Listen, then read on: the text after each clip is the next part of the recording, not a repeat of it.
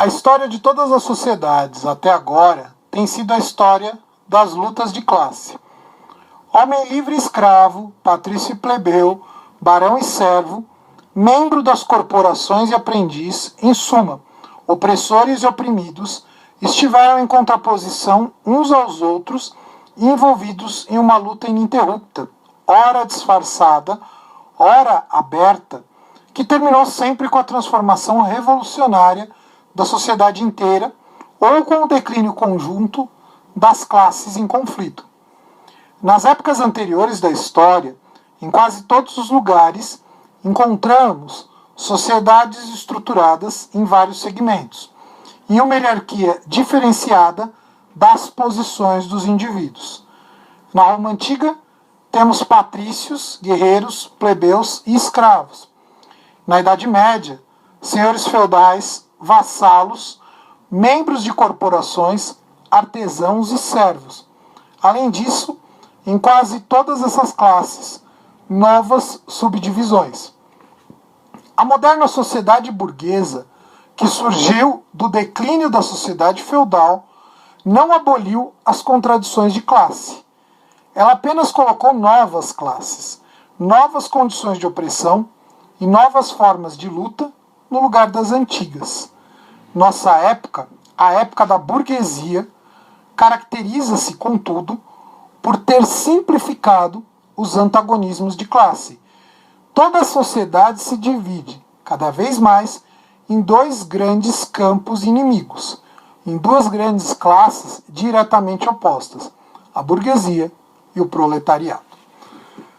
Esse trecho que eu acabei de fazer a leitura, ele é o trecho do Manifesto do Partido Comunista, uma das obras iniciais aí do pensamento do Marx. É um texto, na verdade, panfletário, ou seja, é um texto de divulgação do Partido Comunista, do movimento comunista ali na Europa. O texto é de 1848, e é o momento em que o Marx, ele está, aliás, não só o Marx, o movimento comunista, está se estruturando muito dentro, ou muito em torno do pensamento do Marx. O que é comunismo? O que é Marx? Enfim, é o que a gente vai tentar responder um pouco nesse vídeo de hoje. Eu disse lá no grupo que essa semana não teria vídeo para vocês do nono ano, mas eu quero fazer um vídeo, eu não vou me aprofundar muito, eu quero só trazer algumas informações, porque na semana que vem eu começo a falar de Revolução Russa para vocês. Sem saber o que é comunismo, vocês não vão conseguir entender a Revolução Russa. E eu quero trazer só as informações mais essenciais possíveis. Eu vou fazer um outro vídeo mais para frente, até voltar do pessoal do primeiro ano, porque é assunto do primeiro ano do ensino médio, com as ideias de Marx, mas eu quero trazer algumas informações bem básicas do que é o comunismo para vocês começarem a entender o que estava em jogo na Rússia quando acontece a Revolução. Marx escreveu esse texto em 1848. A Revolução Russa vai acontecer em 1917. Então é um período relativamente curto, historicamente falando, entre o pensamento do Marx e a Revolução Russa. A Revolução Russa é a primeira grande revolução comunista na história mundial. Quem foi Karl Marx? Eu vou falar mais dele também em outros vídeos, mas Marx foi basicamente um filósofo, economista, enfim, um pensador do século XIX, que vocês vão ouvir falar muito, não só esse ano. Na verdade, esse ano provavelmente nem vão ouvir falar tanto assim dele, mas vão ouvir falar muito dele no ensino médio, não só em história, em geografia, mas também vão ouvir falar muito dele em sociologia e em filosofia, porque ele é um pensador base. Concordemos ou não com as ideias dele, ele é um pensador base do mundo que veio depois do pensamento dele durante o século XX e mesmo agora nesse começo do século XXI. Haja vista o tanto que se fala sobre comunismo no momento atual. Informações corretas, informações erradas, a verdade é que assim, não tem como se livrar do legado marxista no decorrer do que veio depois do pensamento dele. O que mostra a força do pensamento marxiano, ou marxista. Bom, primeiro, vamos entender um pouquinho o contexto que o Marx está. O Marx está vivendo ali na chamada Segunda Revolução Industrial, século XIX. Altíssimas horas, altíssimas jornadas de trabalho. Era aquilo que eu já trabalhava com os meus alunos de nono ano, quando a gente fez aquelas discussões ali sobre a situação no Brasil na Primeira República.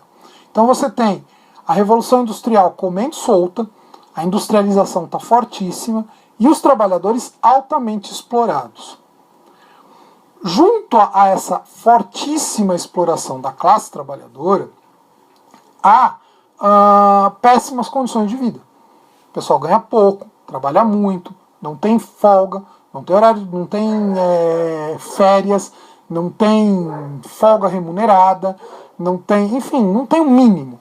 O trabalho é o mínimo para você poder sobreviver e aguentar a jornada de trabalho. É isso. Basicamente isso que são as relações de trabalho durante o século XIX. Começam a surgir algumas iniciativas, algumas leis para proteger os trabalhadores, mas é muito pouco.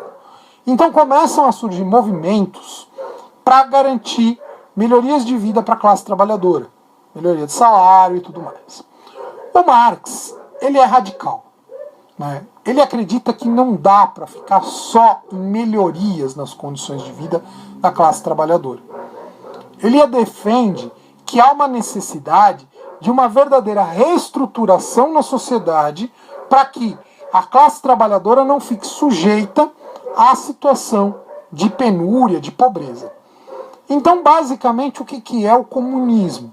É uma revolução radical em que traga a maior possibilidade de igualdade de condições a todas as pessoas dentro da sociedade. É a eliminação total da diferença de classes sociais.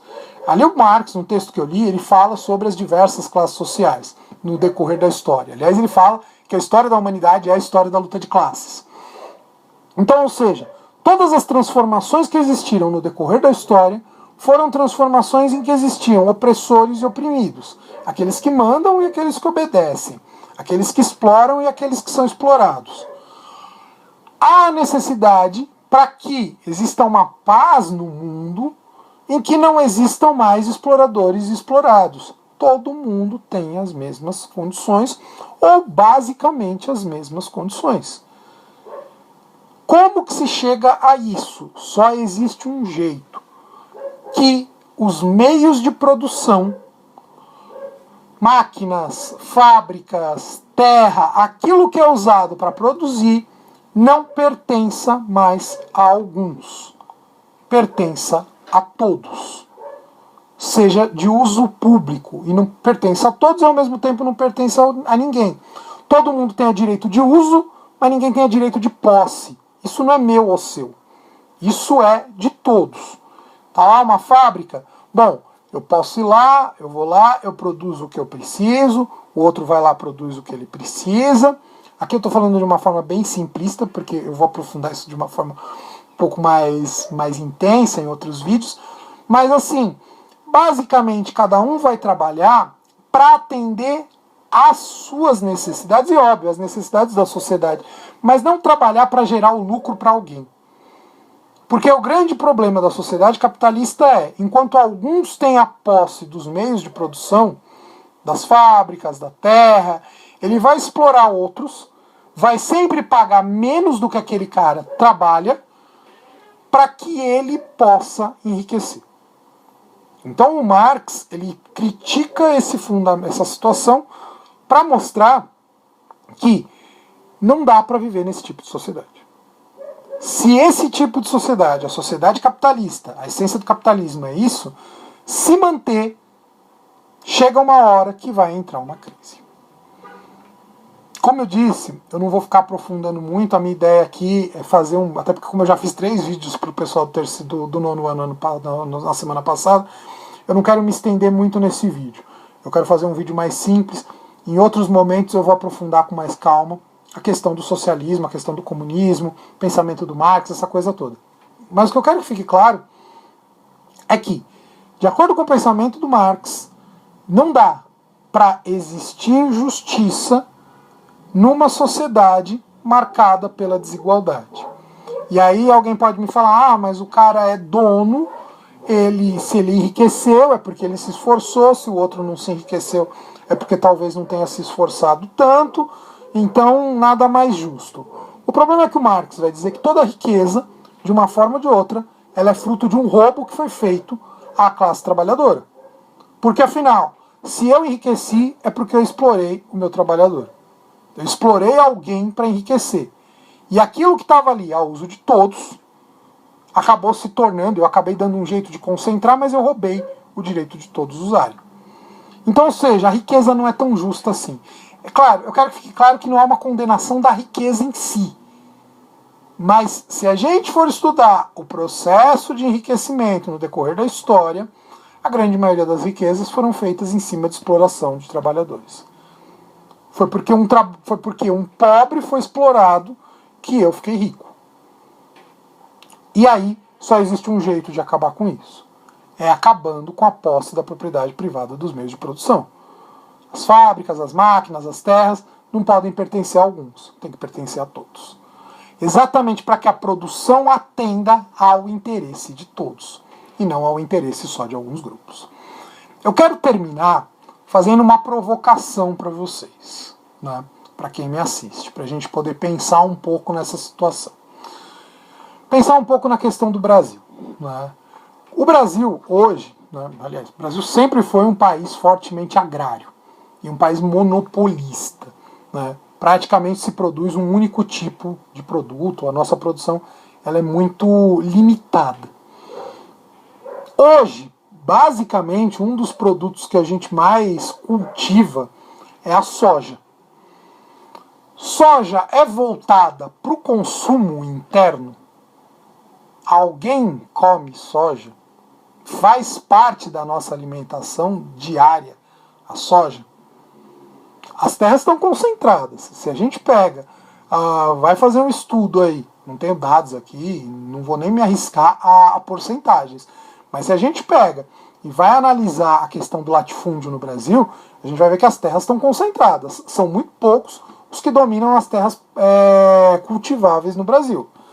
Mas esses que dominam as terras cultiváveis, eles produzem não voltando para o interesse da sociedade brasileira. Produzem voltando para interesses que eles têm. No caso da soja, principalmente para exportação para a China, para o gado chinês. Ou para o gado brasileiro que vai ser exportado para a China. Então, não é voltado para o interesse brasileiro. Não é voltado para o interesse nacional. Se essas terras fossem distribuídas, talvez não seria melhor para a produção, para o próprio mercado brasileiro? Então isso para a gente poder começar a pensar um pouco nessa questão do socialismo, ou do comunismo, sendo mais exato. Para a gente poder começar a pensar o que o Marx propunha, né, e os problemas que a gente ainda tem. O Marx, como eu disse, morreu em 1883, se não me falha a memória. Não tem nem 150 anos da morte do Marx. Mesmo assim, então para a gente perceber que os problemas que talvez Marx criticava lá 150 anos atrás, 180 anos atrás, não estão tão longe da gente. Reflitam um pouco sobre isso quando a gente for começar a falar com mais calma da Revolução Russa e de toda essa questão que vai fazer parte das nossas próximas aulas. Com isso eu encerro essa aula de hoje.